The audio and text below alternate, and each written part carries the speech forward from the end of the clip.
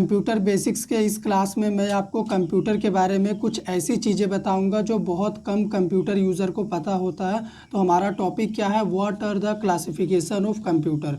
Computer के classification को हम डिस्कस करेंगे इस वीडियो में। तो चलिए स्टार्ट करते हैं। On the basis of classification computers are classified into 3 category. Classification के अकॉर्डिंग अगर हम बात करें तो कंप्यूटर को 3 कैटेगरी में क्लासिफाई किया गया है। वो क्या है क्लासिफिकेशन ऑफ कंप्यूटर में? पहला होता है टाइप, सेकंड है साइज और ये थर्ड हो गया पर्पस। तो अगर कंप्यूटर का कोई क्लासिफिकेशन बोलेगा कितने टाइप का होता है तो आपको ये 3 आंसर ही करना है, एनालॉग, डिजिटल, हाइब्रिड। तो अभी ये एनालॉग कंप्यूटर क्या होता है? एनालॉग कंप्यूटर मेज़रमेंट के लिए यूज़ किया जाता है, जैसे गाड़ी की स्पीड नापनी हो या फिर पेट्रोल पंप में कितना पेट्रोल गाड़ी में डालना है, इन सभी चीज़ को मेज़रमेंट, किसी का भी ब्लड प्रेशर अगर आपको नापना है तो इन सभी काम को एनालॉग कंप्यूटर करता है और ये हमें ग्राफ के फॉर्म में रिज़ल्ट इस तरह से दिखाता है जिसे समझना बहुत मुश्किल होता है। हॉस्पिटल में भी इसका यूज़ किया जाता है, ठीक है। डिजिटल कंप्यूटर की बात करें तो डिजिटल कंप्यूटर वो कंप्यूटर होता है जिसमें 0 1 के फॉर्म में हमें रिजल्ट दिखता है। बाइनरी नंबर का कॉन्सेप्ट ये यूज़ करता है। तो जो भी मेज़रमेंट एनालॉग कंप्यूटर करता है उस मेज़रमेंट का रिज़ल्ट तो ये ग्राफ के फॉर्म में दिखाता है, लेकिन नॉर्मल इंसान को तो ये ग्राफ समझ में आएगा नहीं, इसीलिए उसे नंबर के फॉर्म में कितना क्वांटिटी आप स्पीड किया है या फिर कितना लीटर पेट्रोल गया है, ये सब जो मेज़रमेंट है उसको डिजिटल कंप्यूटर क्या करता है, नंबर के फॉर्मेट में रिप्रेजेंट करके हमें दिखाता है, ठीक है। ये डिजिटल कंप्यूटर का काम होता है ताकि हमें समझ में आ सके। हाइब्रिड कंप्यूटर की अगर बात करें तो इसमें एनालॉग कंप्यूटर और डिजिटल कंप्यूटर जो काम कर सकते हैं इन दोनों का कॉम्बिनेशन होता है हाइब्रिड कंप्यूटर। इसमें क्या होता है कि मेज़रमेंट का काम एनालॉग कंप्यूटर कर देता है और उसे रिजल्ट डिस्प्ले करने का काम डिजिटल कंप्यूटर करके दिखा देता है। हाइब्रिड में दोनों का कॉम्बिनेशन होता है, ठीक है। तो यहाँ पे अगर हम आपको एग्जांपल दें, अगर हम बोले कि 1 लीटर पेट्रोल मुझे अपने बाइक में डालना है, ठीक है, तो 1 लीटर ये क्या हो गया, क्वांटिटी हो गया। तो इस क्वांटिटी को मेज़र कौन करेगा? Analog computer. जब भी पेट्रोल हमारे गाड़ी में भरा जाएगा तो 1 लीटर पेट्रोल ही आएगा, ठीक है।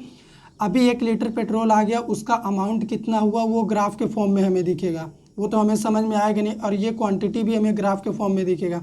तो डिजिटल कंप्यूटर क्या करता है, उसी 1 लीटर को पेट्रोल को यहाँ पे 1 लीटर दिखाएगा। 1 लीटर इक्वल टू मान लो अमाउंट अगर 100 रुपीज़ है तो यहाँ पे जो 100 रुपीज़ ग्राफ के फॉर्म में दिख रहा था यहाँ पे नंबर के फॉर्म में दिखेगा ताकि हमें समझ में आ जाए।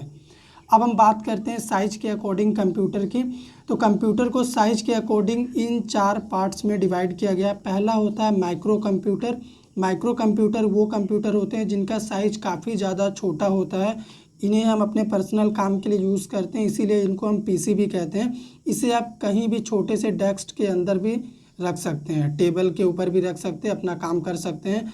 वर्ड फाइल, डॉक्यूमेंट या फिर लेटर किसी को लिखना है, छोटा मोटा जो भी नॉर्मल काम होता है माइक्रो कंप्यूटर के ज़रिए करते हैं। फिर चाहे टाइपिंग करनी हो, किसी को फाइल सेंड करनी हो या फिर प्रेजेंटेशन किसी के सामने रिप्रेजेंट करनी हो, तो इन सभी काम को हम माइक्रो कंप्यूटर के ज़रिए करते हैं और इसका साइज काफ़ी कम होता है, ठीक है।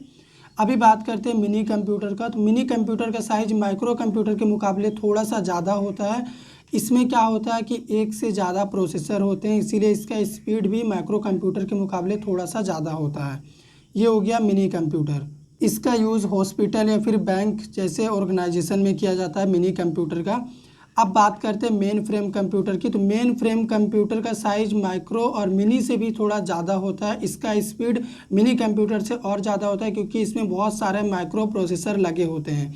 इसका यूज़ और भी बड़े ऑर्गेनाइजेशन में किया जाता है जहाँ पे बहुत जल्दी रिजल्ट चाहिए अगर आपको, तो वहाँ मेन फ्रेम कंप्यूटर का यूज़ किया जाता है। जैसे हॉस्पिटल हो गया या फिर बैंक हो गया या फिर कोई साइंटिफिक ऑर्गेनाइजेशन हो गया जैसे इसरो या फिर नासा, इन सभी जगह में। सुपर कंप्यूटर दुनिया का सबसे फास्टेस्ट कंप्यूटर है।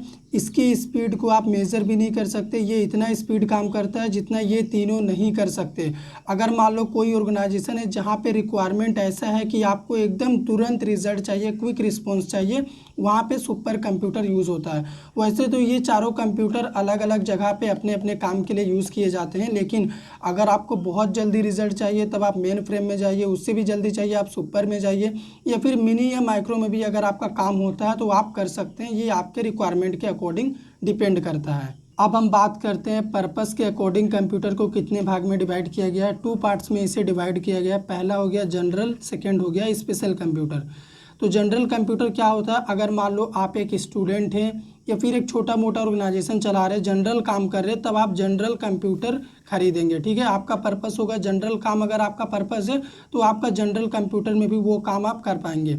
लेकिन अगर आप कोई बड़ी ऑर्गेनाइजेशन चला रहे जहाँ पे आपको क्विक रिस्पॉन्स चाहिए, स्पेशल काम को आप कर रहे हैं, वहाँ पे आपका कंप्यूटर खरीदने का पर्पस होगा स्पेशल कंप्यूटर, क्योंकि आप स्पेशल काम को कर रहे हैं।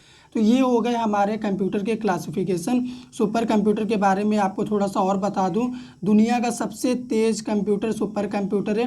परम 10,000 सुपर कंप्यूटर का नेम है। इसमें अनलिमिटेड स्टोरेज होता है, साथ ही साथ क्विक रिस्पॉन्स की इसमें फैसिलिटी होती है, और इसका साइज इतना ज़्यादा होता है कि एक रूम में एक सिस्टम ही इसमें रखा जा सकता है, जबकि इनका साइज सुपर के मुकाबले काफ़ी छोटा होता है। अगर आपको वीडियो पसंद आया हो तो लाइक करिए, शेयर करिए, चैनल पे नए हैं सब्सक्राइब कर दीजिए।